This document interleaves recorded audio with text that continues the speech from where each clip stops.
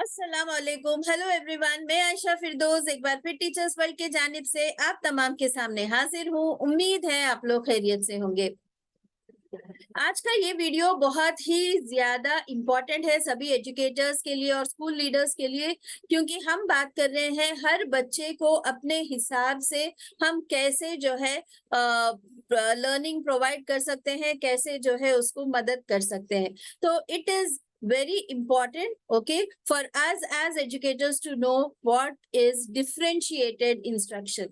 कई बार हम सुनते हैं कि one size doesn't fit all, no child should be left behind. ये बहुत अच्छी बातें हैं, लेकिन कैसे करेंगे is the question.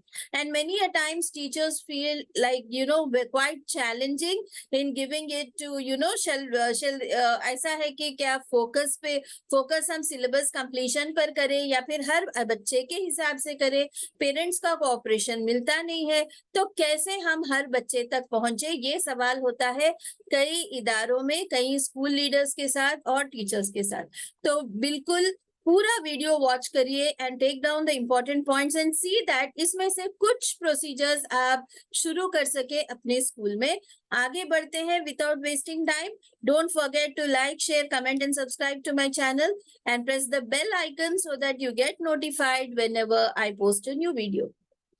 तो इसे कहते हैं मिक्स्ड एबिलिटी टीचिंग, या फिर ये भी कहते हैं कि डिफरेंशिएटेड इंस्ट्रक्शन।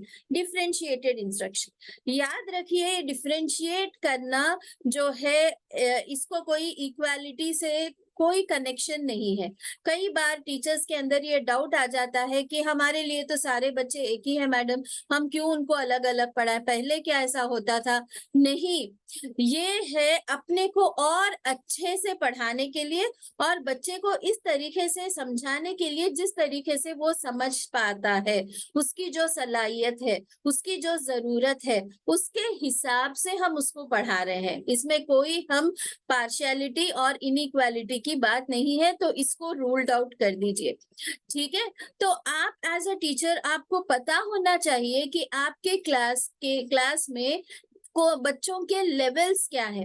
व्हेन आई से बच्चों के levels, it is not only based on the performance in examinations. सिर्फ एकेडमिक लेवल की बात नहीं हो रही है। हर वो, जैसे कि बच्चों की पहले लेवल्स डिसाइड होंगी उनकी जरूरत के ऊपर। ओके, उनकी जरूरत, क्योंकि जरूरत ना पूरा होने पर बच्चों के अंदर गैप आ जाता है। तो अगर ये गैप आ रहा है, इसमें भी क्या है, इमोशनल गैप से, बिहेवियरल गैप से, एकेडमिक गैप से, दैट इज लर्निंग गैप। आपने ये गैप आइडेंटिफाई किया, फिर उसके बाद किया क्या? ठीक है, ये एक सवाल आप लोग अपने आप से पूछिए।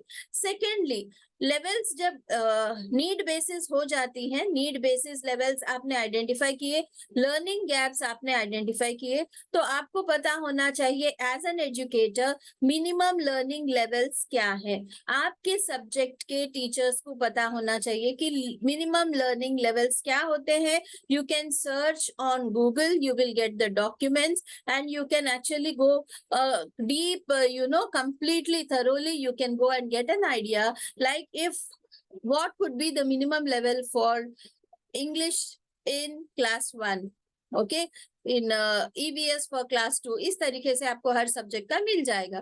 ठीक है, ये हो गया level based on needs. Level based on preferences, learning preferences, basically वो स्टाइल है। As it is said, we accept, we take the information through our senses. हम अपने सेंसेस को इस्तेमाल करते हैं कोई चीज सीखने के लिए। ठीक है, ये शुरू से यही होता है, लेकिन वो चीज आगे बढ़ते बढ़ते प्री प्राइमरी से हटके जब बच्चा प्राइमरी आ जाता, तो हम एक्सपेक्ट करते हैं वो बस रीड करके ही समझे, रीड करके ही वो हर वो चीज करे। Reading goes an upper hand above everything, which is not necessary. Still the child can learn while seeing something, while hearing to something, while scribbling on something. There is definitely his own preference. That doesn't mean that there is only one particular preference in every individual or a student. One's preference will be predominant. One preference will be predominant. So as educators, we need to provide with them with that predominant preference so that your explanation becomes easy and understandable. तो हो गया आपका identification of level based on need, level based on learning preference. Third हो गया जरूरत से जो है हम जो है पोटेंशियल तक जा रहे हैं, बच्चे की पोटेंशियल क्या है। अगर आप उसको अपनी जरूरत और लर्निंग प्रेफरेंस को ध्यान देते हुए लर्निंग प्रेफरेंस के हिसाब से आप उसको पढ़ा रहे हैं, डेफिनेटली बच्चा जो है उसके अंदर कैपेसिटी बिल्ड करेगा, क्योंकि उसकी खुद की इंटरेस्ट उसमें जुड़ी हुई है, राइट। जब उसकी कैपेसिटी बिल्ड हो जाएगी, then that leads to intelligence. That means he has that particular intelligence predominant in him, जहां पे गार्डनर की थियरी आती है, ठीक है। तो वो बच्चे, कुछ बच्चे जो है देख के सीखने में माहिर होते हैं, सुन के सीखने में माहिर होते हैं, करके सीखने में माहिर होते हैं। तो इन बच्चों को आपने आइडेंटिफाई किया। अभी आपके क्लास में इस तरीके से आप बच्चों की एक आपके पास एक परख है, जिसमें आप जानते हैं कि बच्चों की जरूरत क्या है, बच्चों की लर्निंग प्रेफरेंस क्या है, और बच्चों की जो है इंटेलिजेंस का, पोटेंशियल का जोन क्या है, कौन सा पोटेंशियल है। अब आपके पास क्लैरिटी है।